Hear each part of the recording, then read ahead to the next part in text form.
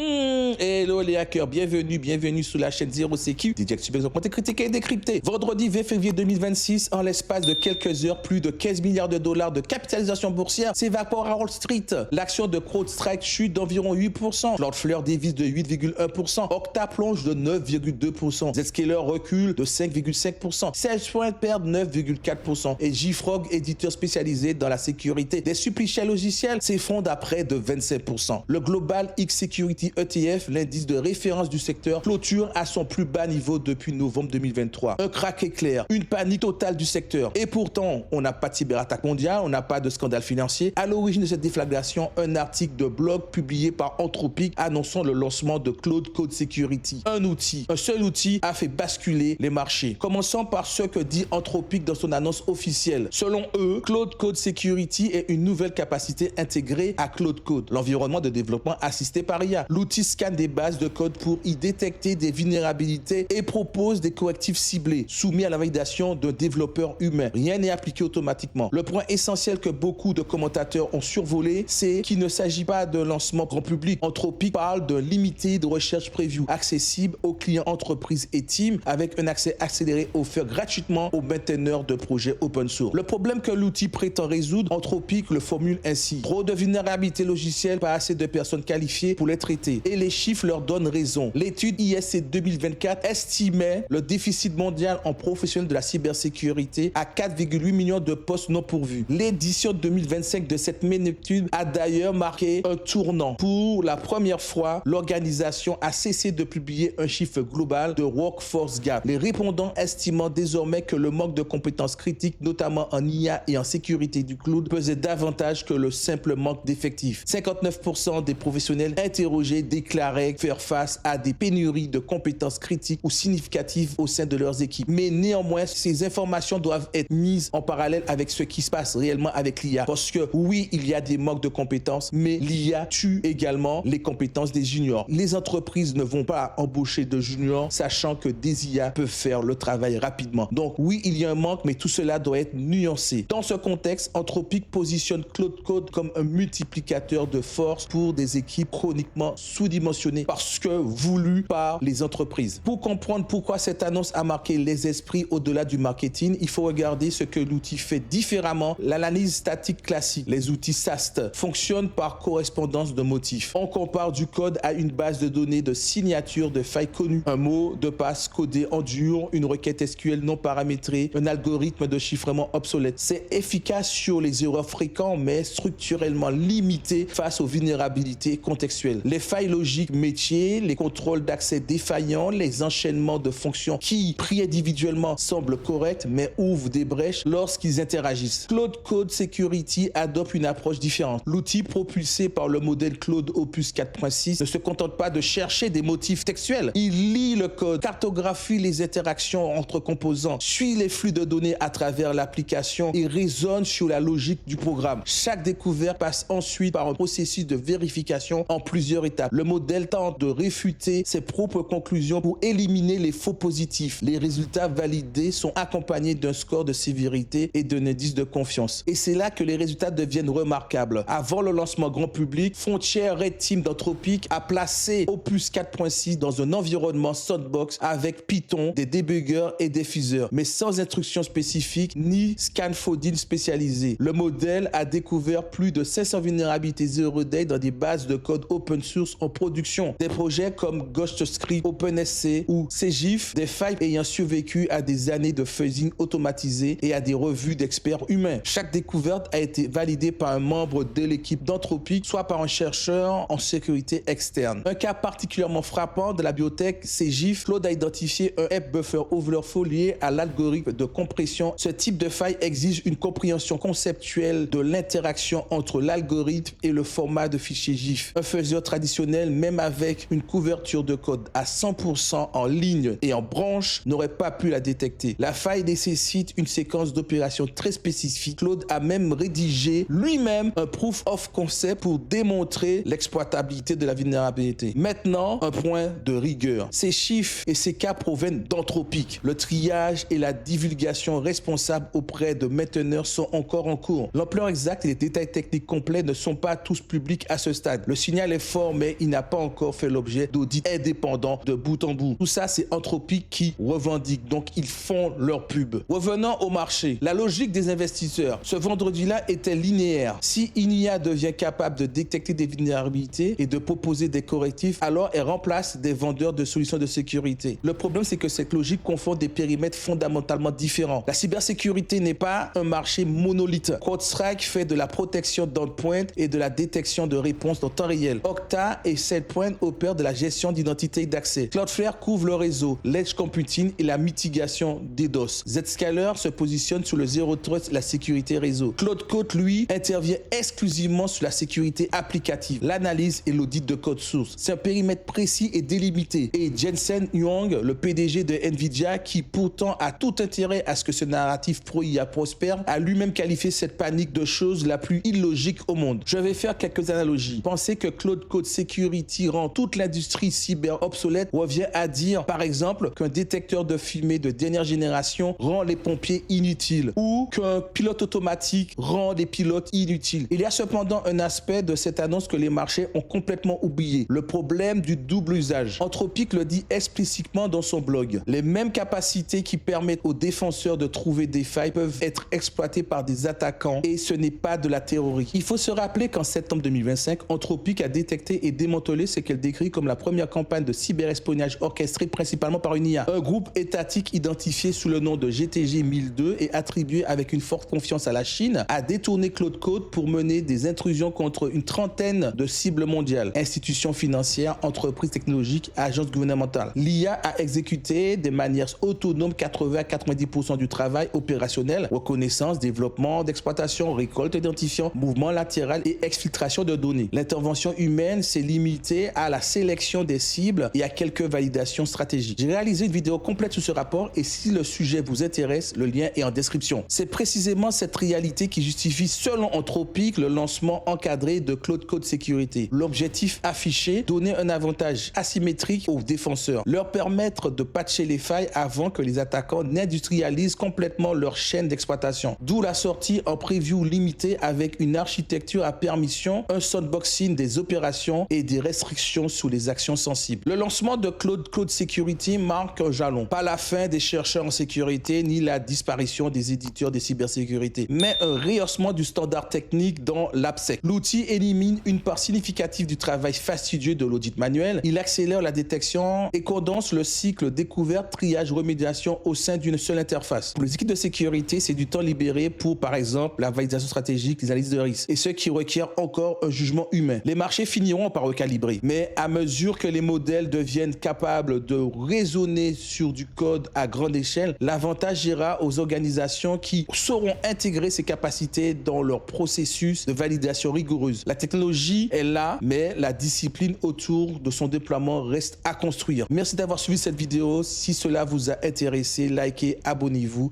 Et comme je dis toujours, la cybersécurité est moins chère que gratuit. Ciao!